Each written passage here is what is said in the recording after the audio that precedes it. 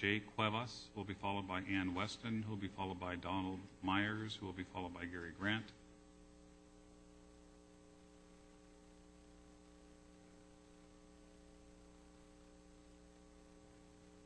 Morning, sir. Howdy.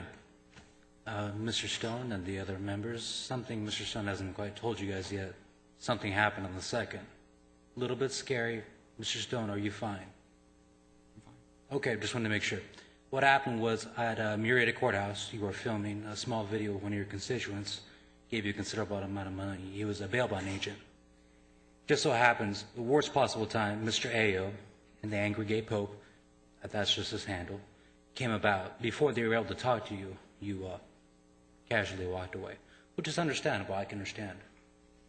However, the second that you went past the metal detectors, the bail bond agent, through actual happenstance, arrested Mr. Ayo. Quite odd.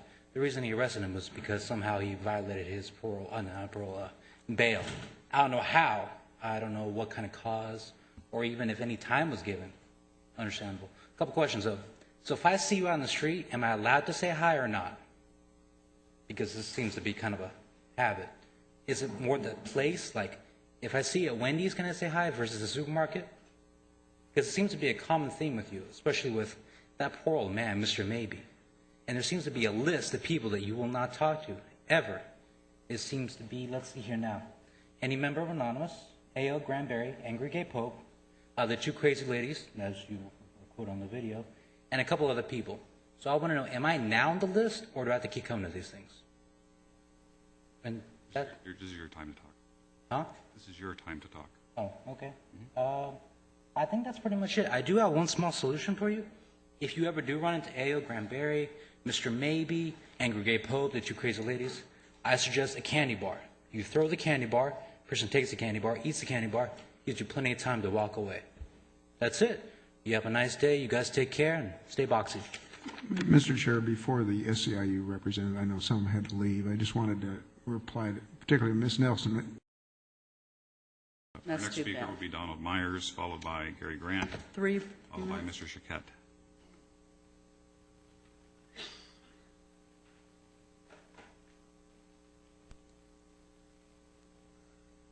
Hello, everyone. I spoke to Mr. Stone very briefly on Friday outside the Murrieta Courthouse, and then events transpired that makes me think that Mr. Stone is guilty of 2 felonies.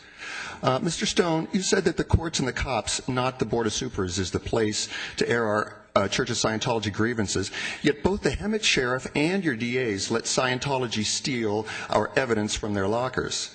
Since the courts failed a protester whose evidence was stolen, he came to you for help. Mr. Stone, you walked out on him twice at these hearings. When we saw you on Friday outside Murrieta Courthouse, we just wanted for an update on some lost documents. Instead, we saw you filming some kind of promotional material with Fausto of Fausto's Bail Bonds, who just gave you $3,900 in donations. Here they all are, just after filming. When we came up to you, you walked away from protester AnonOrange as if he was a process server. You said hello, goodbye, and walked into the building.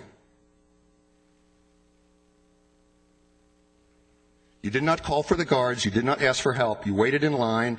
And then when we walked into the building, too, where we had official business, you would not talk to Mr. Chiquette, AnonOrange. You ran into the security while at the same time your bail bondsman, who was also Mr. Chiquette's bail bondsman, told him to go outside. When the bail bondsman tells you this, you must go. He wanted to get him alone in the parking lot. Eventually, he did.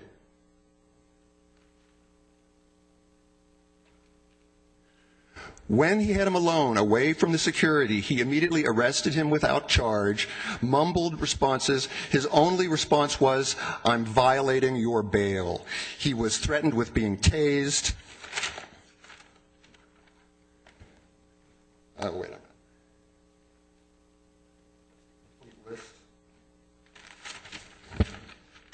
The defendant had been abducted from the courthouse lobby, falsely arrested, handcuffed, threatened with a taser, kidnapped by his bail bondsman, taken to the bail bondsman's office, and later returned to the courthouse where he was falsely imprisoned in the courthouse jail. The defendant was then held upon the original charges before being released on his own recognizance 9 hours later with no bail. His bail was dropped because of this. Why was his bail dropped? Why was he there for 9 hours? Mr. Stone, do you know that that is a kidnapping? That is a kidnapping. When he was placed in that car, he didn't go to the jail right in the parking lot. He went to Mr. Fausto's bail bonds.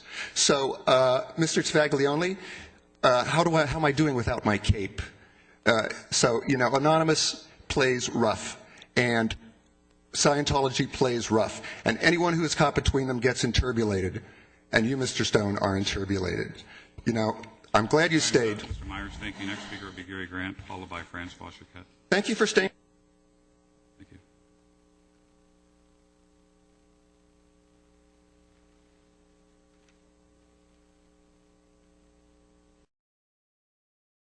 Last speaker, Francois Choquette.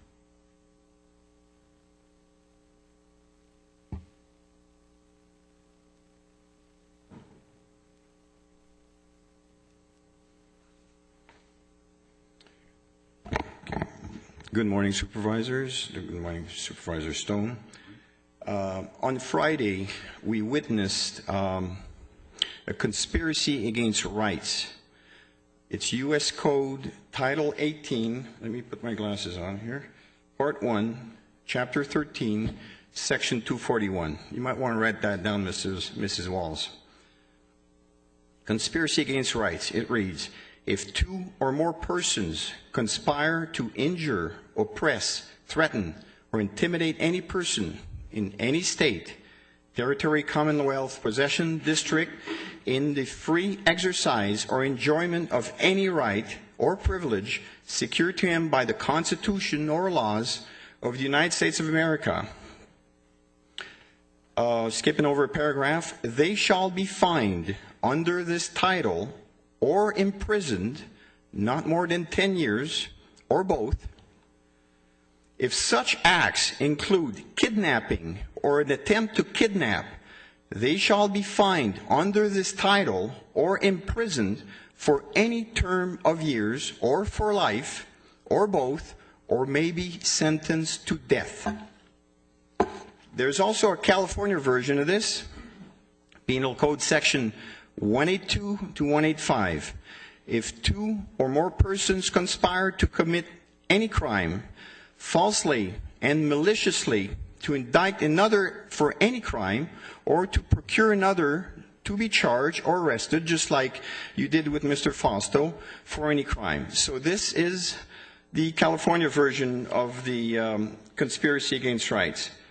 Under these two laws, federal and state, Mr. Stone and Officer Borgia, and the two officers here, I don't have your names, I wish to place this person under a citizen's arrest right now. Thank you. Please proceed.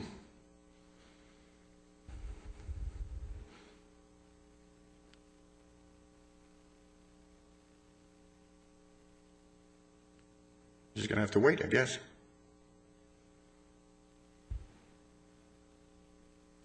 Mr. Tavaglione, why have you got that look on your face to me? You have that same look like you had when you thought I was wearing capes, 6 months ago. Why are you looking at me with that intimidating look? Are you intimidated by me? Yes, I am. I'm sorry. Okay, all right.